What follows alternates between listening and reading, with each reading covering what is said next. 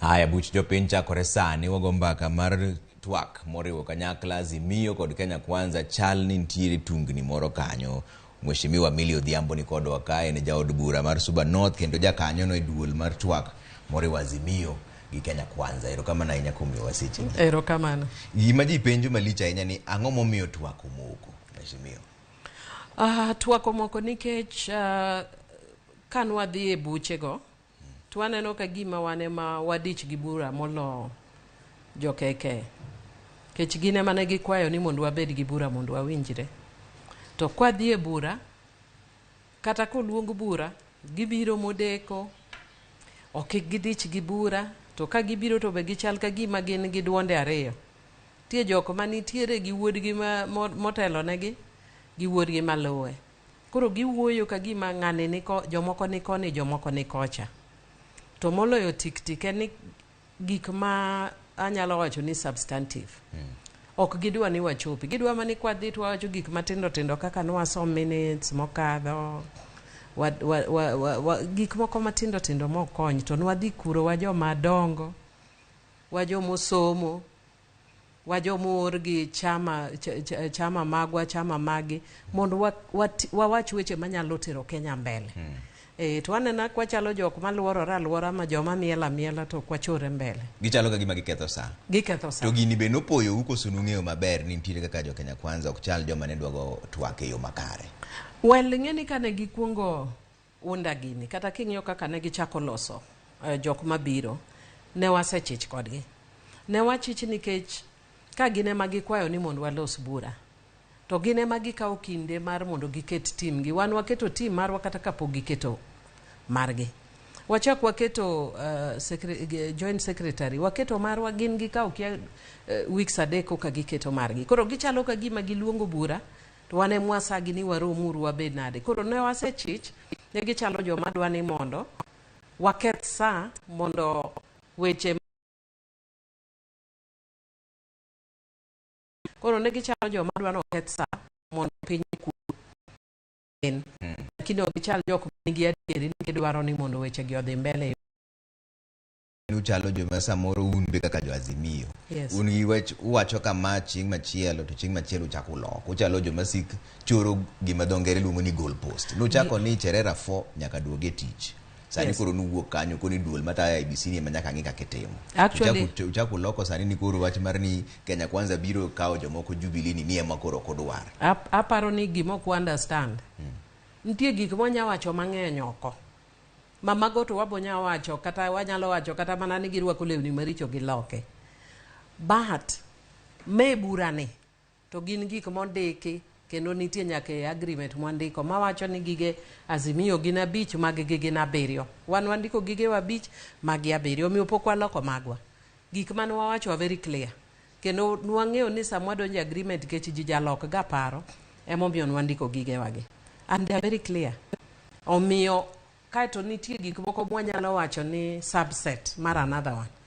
Omiyo kwa wacho wadwaro electoral reforms. The electoral reforms gi kata Cherera gini nyabede iye. But the main issues ma wantiere gota poko lokore ga nyaka nene. Gin achiel go. Omiyo gine maginya wacho ni waloko goal post podi. Wan wawacho ni wadwa ni mondo wang'e ni results gin nade ne gin adieri nade. To mokwongo tik. To wawacho ni jopiny hinyore. Mondo kel bei mag gik moko piny. Kati wuotho mana kanye Kenya ka ji hinyore. Kendo ji ywak, oganda ywak. Ni gi hinyore. Bech gik moko ni malo. Pesa mar osuru dhi malo. Ji hinyore kendo ji ywak kabisa. Omiyo mano ne number 1. Wa number 2 ne mar gine mwacho no endo. Omiyo gige war very clear. Gini be gin gi magi keto number 7. Magi keto nyaka ni mondo wang'e ni sama ji timo maandamano to orit police. Ng'ama rito police to pod wakia. Mago giketo gin gi magi. Wambe wan gi mago. Wan gi achiel ma wantiere kodgi machal kodgi en electoral reform. Ma wadwaro ni mondo otim electoral reforms mondo gik mwasebedo kwa neno Kenya gi olokre. Koro kama tungni wuoke ni nyocha wawacho ni kasama wadwaro ni mondo kapok wachope substantive issues kata weche madongo chuny wach to nyaka wa protect gik moko kaka kan wawacho ni wadwa ni mondo tim audit mag results manokadho to wadwaro ni mondo kik ng'ato mul saba to gidagi ni kik wach mulo saba no kik wawuoye kwa wacho ni wadwaro ni wach electoral reforms gibe mondo ng'i maber or electoral justice ong'i maber to wacho ni ya sani osechak ni mondo gisechako yiero process mag yiero commissioners wacho ni mondo process no ochungi gidagi gine gikwawa ni mondo achiel kuom gik miluongo ni interim go ne gikwawa ni mondo wachung maandamano wan magonu waseyie to koro gin gidwa ni wayie mag-gi to magwa to gidagi mane gima kelo koko makasto uchungo twak man dala biriyo ni nitiere mbaka manodwa no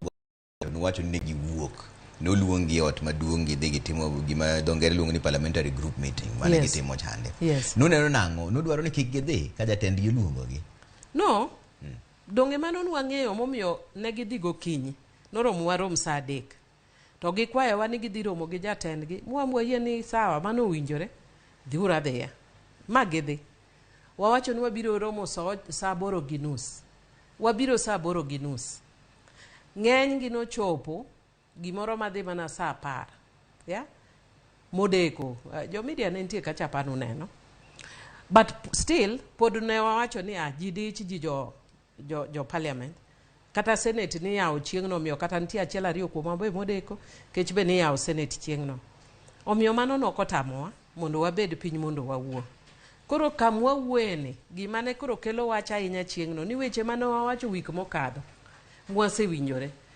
joint chairman gi odoko chako lokore ni oyo mano ke kaka nwawuoyo koro odok back on gik mane wasewinjore ko wachalo gik jok ma chorore mbele step kwa step 20 mbele okwaduogo to wago 30 chien koro wachalo joma ok serious mane gima nyocha omedo duoko wachien ahinya okay to gin giwegi to giwacho ni gin gi paro mar dhi mbele gi twak ma un be utamo wangi wan wayiene gi ka gin gi paro mar dhi mbele to gitim interim things mwakwayogo ka gitimo ndala biriyo nitie ka wadoka waonge shida to ere kaka twak mheshimiwa nyabedo ka un uketo ni une magik muwacho nyaka tim mondi gin kanyakla ji donge wase asenyisi ni wan waseyienegi mamoko wasetimo kata kok walando kaka maandamano no wasechungo mane gima duong' gik muchungo yes to in maandamano nitie gima duong' malo maandamano e Kenya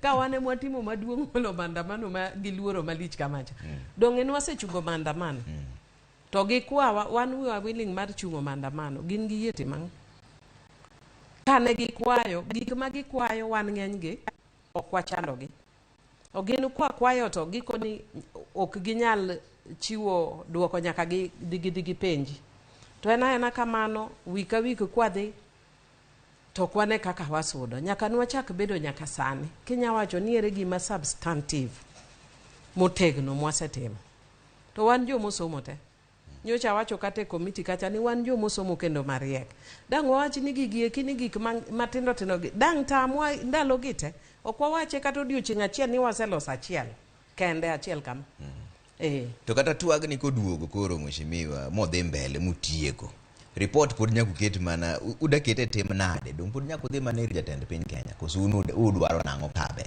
to donge wambe wan gi jatendwa gini iluongo ni bipartisan emo mi winjo kwa wacho ni en gimi luongo ni hybrid tiende ni nitie moko manyaka time bunge nikech kan nitie madwaro ni loko chik to nyaka wadhi e bunge to ng'eny ne itimo oko to gimitimo oko tiende ni recognize ni wan gi jatendwa to gimbe gin gi jotendgi omiyo ok ni wabodhi ir jatendgi wabodhi ir jotendgi gi jatendgi gi jatendwa emomiyo iluonge ni bipartisan talks matiende ni en kuotho e kind parties mopogore ok en mar party achiel ma emomiyo ji paro ni ochalo merry go round nikech kata ka oduogo e od bura kaendi oingu gi kweth mar Kenya Kwanza pod inyalo dhi tisigo gini gima gikelo no gima kombi bipartisan committee kelo no kiko kale bas mane momi winjo koro iduogo e kuku wach ni ka wawuoyo to waneno ka onge gimiluongo ni political goodwill ma ok mokwongo mwatimo kendo kuom hawi maber ana sebede kata moko in the past achiel kuom ana sebede in the constitutional parliamentary select committee on the constitution mano biro gi katiba manyien nwabedo ga kendo wawuoyo gi joka across kendo ne ni intense molo kata ma to kama nitiere chuny mar loko kata mar dhi mbele inyalo neno ma nitie gima waluongo gi kisungu ni give and take ji oyie ng'ato kawo ma to duoko ma and that is there yeah to margi ni ena ni kar tiendgi no nyaka dwachak en mana kar tiendgi and emomiyo iwinjo kiwacho ni kotere bunge to ginyalo bedo gi numbers kane wan gi chuny mar loko chik sama ne wach nowuok e Kenya kama ne ji onegore 1200 to waloko katiba maloko tek to nikech jotendwa osemiyowa go ahead gino nolok dakika kendo gotieno nantie bunge noloke gi dakika katiba ma ok timrega so gima important en political goodwill ni benitie gin go wambe wan go ka onge to wawuoya thole ma onge kumwadhiye to un kuneno gini political goodwill miwacho no ewa kuom jatendgi koso gin giwegi nikech ng'eni samoro jatendgi ema sigogi kokamano to gin giwegi ema wigi tek onge ng'ama dang' wach ni wiye tek ne jatendgi nikech jatendgi nigi means manyalo riegigo omiyo maga achiel kuom gik mawacho ni indicators manyisowa ni nitie shida ka kech jatendgi konyisogi ni dhiuru koni to gibodhi jatendgi konyisogi dhi left gibodhi konyisgi ni right gibodhi but gimwanene committee cha ni chal ni gin gi duonde ariyo ma giwinjo nitiere jomoko kanyo machal ni dwaro ni mondo ji owuo to gin gitin no nitie moko machal ni dwaro ni mondo gini okethre iwinjo so ng'ama nyalo miyo gi tekono en jatendgi maduong' matiene ni pok omiyo gi tekono gi ngufu emomiyo waneno ka gima ma iketo wae isho mondo watima mondo jo Kenya oneni kare ji wuoyo to onge but gima ber ni waketo gimiluongo ni framework agreement mawacho ni kuneno ka gik moko ok dhi maber tunyalo ng'ado wuoyo mandala biriyo ji owinjore gi oko seche gimiyo gi chance giwuo gi jatendgi wambo miyo wa chance neno kaka wuono ne wan gi jatendwa wawuoyo gi jotendwa wan gi jotendwa mang'eny wasewuoyo kodgi kendo gisiro wachwano wan sama nyo watimo gigo kunu wagocho negi nikech omiwa teko mwasudo kwaneno ka gini ok dhi maber watimo kwasetimo to wadhi wanyiso jotendwa ginyiso wan wasiro gik mutimo kendo ne gilando ken gi ni gisiro wachwa okay to koro kare miyo gi ndalo adi nikech gigi chapo ji nikech mano chako mbaka nwacho ni uro chaka ndalo 60 sani koro uchako chiwo ndalo mar odiochienge 7 mondo mi ji owuo ukawo break kane jatend Azimio wuoyo to nowacho ni umiyo sirikal ndalo 14 koro en mane gima timore apa ni kani winjo wa kawuono wawacho ni ka chairman marwa miluongo no Tiende Nyondi ko barua wan gi gimiluongo ni framework agreement matiene ni en gima tayowa kaka jok manie burane koro framework agreement ni article mare 37 wacho ni kanitiere ng'ikni kata problem tunyalo kwa rusa mar ndalo 7 kuwuoyo koro wan wakwa rusa kendo wakwayo in writing mandalo 7 ka ndalo 7 go okadho marumo apa ni Tuesday ma be wane gi parliamentary group bura mar jo parliament mar Azimio kokalo chieng'no tidhi chiw direction jatendwa nyalo winjore kodgi koero ni miyo gi ndalo mathoth to mano nyiso ni nyako kendo wang'i kaka wadhi loso mar framework agreement kech ma en gimiluongo ni political process political process chalo kisera mar nyako gi ng'ama dichuo koro en gi udhi mos uwinjoru mos to kineno ka itemo wuoyo gi nyako ni to seche moko bo wuondi ang'i winjo ni kawuono en kodi kiny en gi tome rucha en gi ng'a seche moko be nyaka ing'i ni nyako ni ben serious adieri koso en mana gi tom maka weche gi okethore to udoke mandamano mano wabo wacho Tuesday to mandamano no pok wagole e table but wabo wacho Tuesday nitiere joma wacho ni nengo mar ngima to mana kaka iwacho cha ni nengo mar ngima oidho malo nengo mar uchumi oidho malo to gipenjo ni un kaka jo Azimio ere udwaro nang'o ukelo wach mane mopogore gi ma jo Kenya Kwanza osekelo nikech sani ne gikelo finance bill mamoko kuomgi utamoru ni ok tim kamano. Koro un kukwero ni ma ok kaka dware. Karu dware nang'o? Ang'o ma koro sirkal nyaka tim sani? Ya to mano donge mano donge gima obvious ndi. Gin ema gin gi gima luongo ni instrument of power sati wan waonge go. Gin ema ginya kelo finance bill. Ka dine chik mar Kenya yiene gikel wambe wakel. Wambe dwa kelo finance bill wa ma ok omi jo Kenya usuru nikech usuru nego jo Kenya. Mara kia iketo ni housing tax 3%. Ne kaka jopuonj wa ywak. Iketo japuonj ni odhi ong'iew ot, to japuonj osesandore higni 20 kata higni 15 kokawo mana pesa loan ka loan kogedogo. Kosetieko gedo tidwa ni mondo odhi ochako kawo ot moro mobo chulo higni 103 kochulo odni. To kiweyo osuru do sani neno mafuta ni malo. Nyoro mkati omedi nyaka chumbi omedi e Kenya ni. Jo Kenya tho gi usuru. Ji hinyore, ji drop out of school, nyithindo ok dhi e school. Koro ka wan de Azimio wanyalo nyiso sirikal ni marach. Kuom hawi maber an abede budget. Sani godhiambo sani wabede budget nyaka saa 2 gotieno. Kineno gik mokete budget. Nidwa ni mondo med pesa office kia prime gichiluo nang. Jotend migepe. Prime Minister. Prime Minister Prime Cabinet Secretary. Prime Cabinet Secretary. Nidwa ni mondo med pesa mondo ng'i kaka onya wuotho koni gi koni. To jo Kenya sandore wuotho koni gi konyo Kenya gang'o sani. Idwa ni mondo med pesa mondo ng'i kaka wanya ywe godo Nairobi River. Ywe Nairobi River ni bo keto nwa chiemo e mesa sani. Magi gik manie budget. Magi gik manie budget. Mano yalo kawuono. Kendo kwawa ni wamed ywe Nairobi River milion 350. Koro ywe Nairobi River milion 350.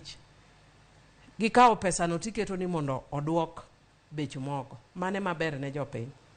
Koro ka ji penyo ni wadwa timo nang'o, an anyalo nyisi direct gol pesa 350 midwa mi Nairobi River magi matimo malong'o. Nye kwa miyo gi milion 100.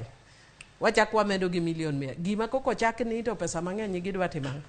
Kaito nitiere duplication mang'eny king'iyo. Sani boyudo ka agriculture nigi coffee. Office kia deputy president betimo coffee. Kia another one man betimo coffee. Ji adi madwa timo coffee e Kenya ka. Ena gik moko ma onge koni gi kocha. Aya wacho kata ne committee na sani. Wati uru ka jok mong'eyo ni jo Kenya sandore. Jo Kenya sandore. Koro kata wan kata wade MP wane mwa sandore. Sani pesa mwa michulo waga kata ka ni dhi wuothoko. Tichuli pesa kata ka ni wuotho gini tiyo gi mtoki. Poko chul sani dweche 3. Boko yudo ka allowance kuso mileage poko chul dweche 3. Pesa kia magango poko chul salary deko to wane wabunge. NGCDF ma wagero go classes nitie jok moko matimo ma contract matindo tinde gweng eko yud kako oger class more ko kony go nyithindo. An pok naneno nyaka nene ni ochopo nyaka sani. Poko miwa pesa mar CDF kata omiwa mar basari kende ka jiogo koko. Nyaka ne miwa basari ochung. Akoro ne counties koro ochung. Counties go kor. Yes. Kamano sema dimawa wang'o to koro jopiny dier ni mondo winjango kawuono ka koro in kaka jatendgi ka koro watieko. An ka koro watieko tawacho ni wan kaka Azimio wadwa ni mondo Kenya lokruok obedie. Waneno ka country dhi marach. Driver riembo matek. To kongi bumps. To kongi potholes. Wasenyiso driver inyalo hinyo jopiny. To kochikite. Pani jok mantiere around ok nyise ni gik moko dhi marach. Ero kamano ahinya. Mheshimiwa Millie Odhiambo men jaod bura ma Suba North kendo en jakanyo mar duol matayo Twak e kindgi kod Kenya Kwanza. Wacho ni gin gi yie mar go mbaka lakini nitiere ng'ikruok moro achiel ariyo adek. Wabiro winjo ni giparo nang'o bang' mano. Kamano odhi yue moro matin koduogo to pod an gi weche manyien mang'eny mobiro kele mbele ni kaka ikidhi mabor ahinya.